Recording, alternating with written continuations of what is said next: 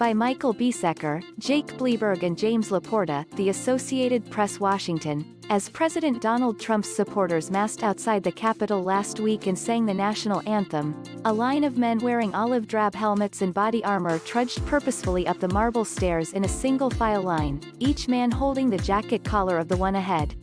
The formation, known as Ranger File, is standard operating procedure for a combat team that is stacking up to breach a building, instantly recognizable to any U.S. soldier or Marine who served in Iraq and Afghanistan.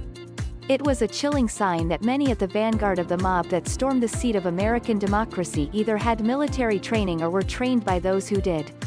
An Associated Press review of public records, social media posts and videos shows at least 21 current or former members of the U military or law enforcement have been identified as being at or near the Capitol riot, with more than a dozen others under investigation but not yet named.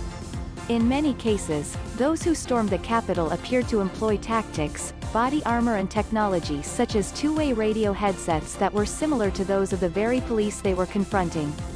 Experts in homegrown extremism have warned for years about efforts by far-right militants and white supremacist groups to radicalize and recruit people with military and law enforcement training, and they say the January 6 insurrection that left 5 people dead saw some of their worst fears realized. ISIS and al-Qaeda would drool over having someone with the training and experience of a U military officer, said Michael German, a former FBI agent and fellow with the Brennan Center for Justice at New York University. These people have training and capabilities that far exceed what any foreign terrorist group can do. Foreign terrorist groups don't have any members who have badges. Among the most prominent to emerge is a retired Air Force lieutenant colonel and decorated combat veteran from Texas who was arrested after he was photographed wearing a helmet and body armor on the floor of the Senate, holding a pair of zip-tie handcuffs.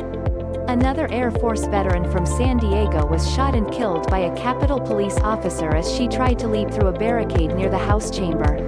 A retired Navy SEAL, among the most elite special warfare operators in the military, posted a Facebook video about traveling from his Ohio home to the rally and seemingly approving of the invasion of our building, our house.